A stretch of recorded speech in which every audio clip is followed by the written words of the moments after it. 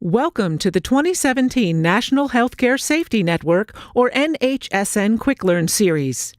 These CDC presentations are an educational resource for facilities working to prevent healthcare-associated infections, or HAIs. This session will review basic statistics for NHSN analysis. In this program, we will introduce fundamental principles of statistical testing, including the p-value and confidence intervals, and discuss their application to the Standardized Infection Ratio, or SIR. We will also review the difference between statistical and practical significance and how to use this knowledge to translate analysis into prevention. This presentation assumes you have a basic understanding of the SIR and its calculation. Statistical testing in NHSN is used to determine if there is a significant difference between two values. To put this into context, we would use the results of statistical testing to answer questions such as, has our SIR changed over time? Or, is our hospital's SIR significantly different from the national baseline? Remember that an SIR of 1.0 represents the national baseline. If there is a statistically significant difference between two values, then the difference between those values was likely not caused by random chance. Let's walk through an example.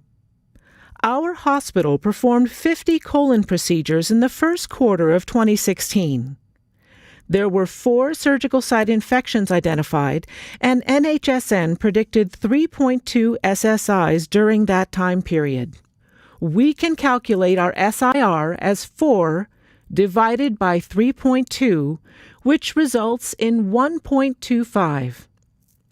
The hospital wants to know whether that SIR of 1.25 is significantly different than the national baseline of 1.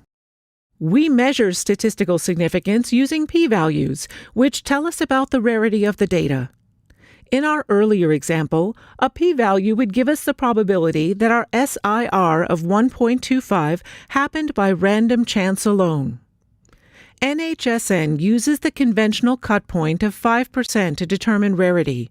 That is, if the p-value is less than or equal to 0.05, or 5%, we conclude that our SIR was not the result of random chance, and therefore it is significantly different than the national baseline of 1.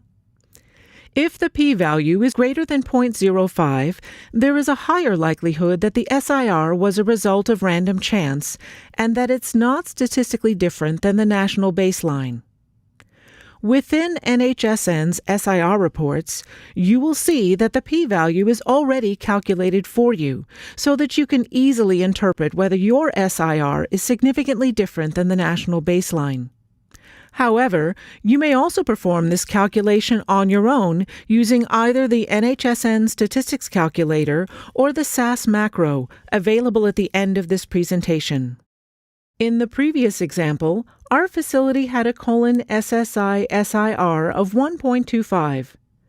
After reviewing the NHSN SIR report, we determined that the p-value was 0.6169. This p-value is above 0.05, and therefore we conclude that our facility's SSI SIR was not significantly different than the national baseline. Another statistical measure that's commonly used is the 95% confidence interval. This interval is a measurement of statistical precision and is interpreted together with the p-value. We use this interval as a way to address the idea that a hospital's SIR is a measurement and that this measurement is different from an unknowable absolute truth. For example, our hospital's SSI SIR for 2016 Q1 was 1.25. Hypothetically, if our hospital repeated SSI surveillance for the entire quarter, would you expect the SIR to be exactly the same? Probably not.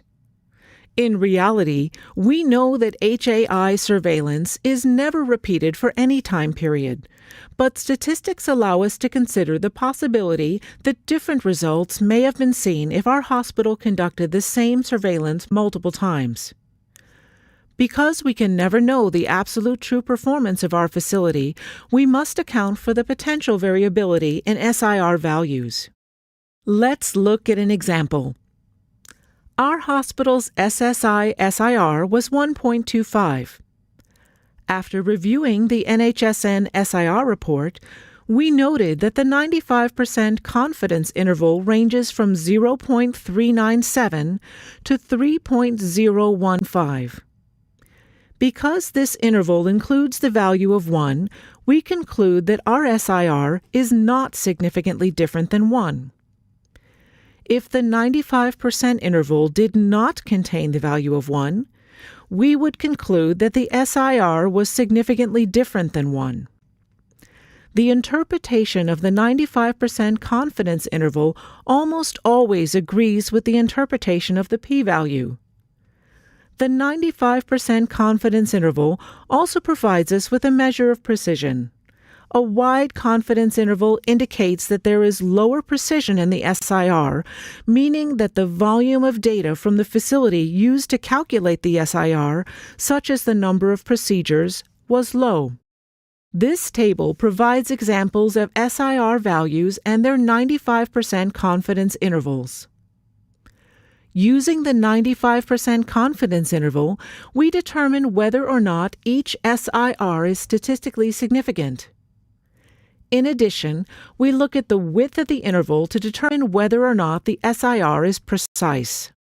Another way to view the SIR data is via a line graph. Take a look at this example.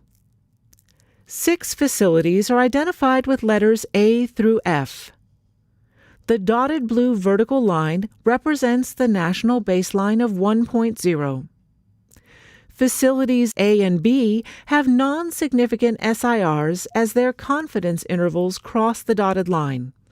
Their SIRs are not significantly different from the national baseline. Facilities C and D have statistically significant SIRs. This is because the entire confidence interval does not cross the dotted line. Their SIRs are significantly lower than the national baseline. Facilities E and F also have statistically significant SIRs that are higher or worse than the national baseline. Statistical testing, although very useful, may not paint a complete picture of your facility's performance. As we mentioned before, statistical values such as the 95% confidence interval are highly influenced by sample size or exposure volume. A facility that performs 1,000 procedures a month may find an SIR of 1.05 significant, whereas a facility that only performs 10 procedures a month may find the same SIR value to be not significant. This is called statistical power, the ability of the statistical test to detect significant differences. Often, facilities with low exposure volume may never obtain a statistically significant SIR. Even if the SIR is not statistically significant, there may still be opportunity for infection prevention.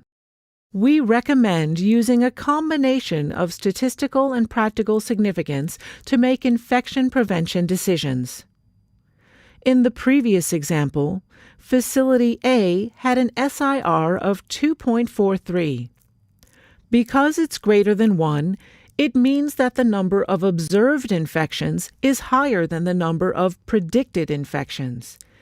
Even though this SIR is not significantly different from the national baseline, there is still an excess number of observed infections, and prevention activities may be needed.